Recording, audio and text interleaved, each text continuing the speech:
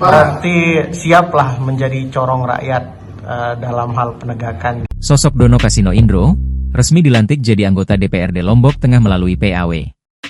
Anggota Dewan Perwakilan Rakyat Daerah, DPRD, Kabupaten Lombok Tengah dari Partai Keadilan Sejahtera, PKS, Dono Kasino Indro, DKI, akhirnya resmi dilantik melalui mekanisme pergantian antar waktu, PAW, pada tanggal 1 Desember 2025. Dono Kasino Indro, yang akan mewakili daerah pemilihan, Dapil, Pujut, Praia Timur, menyatakan bahwa pelantikannya membawa kebahagiaan bagi masyarakat yang telah menaruh harapan padanya.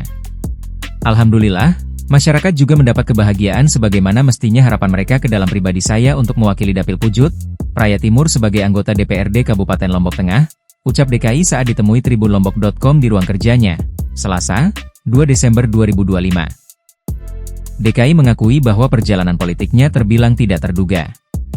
Ia mengungkapkan bahwa dirinya tidak pernah memiliki cita-cita awal untuk menjadi anggota DPRD, bahkan sebelumnya tidak pernah menginjakan kaki di kantor DPRD Lombok Tengah itu. Karena kita kan sebagai masyarakat biasa yang dari strata bawah, tapi mungkin takdir yang memanggil kita, akhirnya kita coba untuk mendaftar jadi caleg DPRD Kabupaten Lombok Tengah melalui Partai PKS, dan alhamdulillah sampailah pada titik ini, terpilih melalui jalur PAW, jelasnya.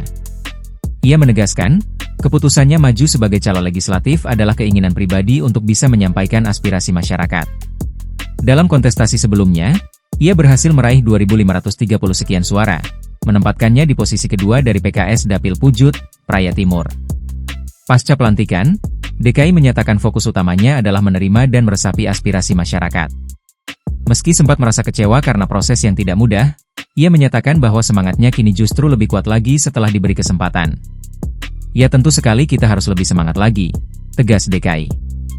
Mengenai program kerja, Dapil Pujut, Praia Timur yang berada di wilayah pinggir selatan Kabupaten Lombok Tengah memiliki banyak potensi yang harus dikembangkan.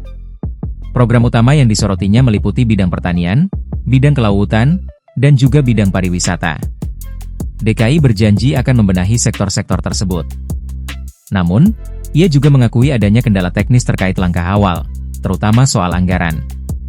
Karena sekarang kan kita belum tahu apakah kita dapat anggaran atau enggak, jadi kita masih bingung untuk kedepannya untuk tahun 2026, ujarnya. Ia menekankan, ia tidak pernah menjanjikan program secara langsung kepada masyarakat saat kampanye. Meski begitu saya meyakini bahwa pemenuhan kebutuhan dan aspirasi masyarakat akan dilakukan melalui mekanisme resmi Dewan, seperti reses dan lainnya nanti, pungkas DKI. Download Tribun X sekarang, menghadirkan lokal menjadi Indonesia.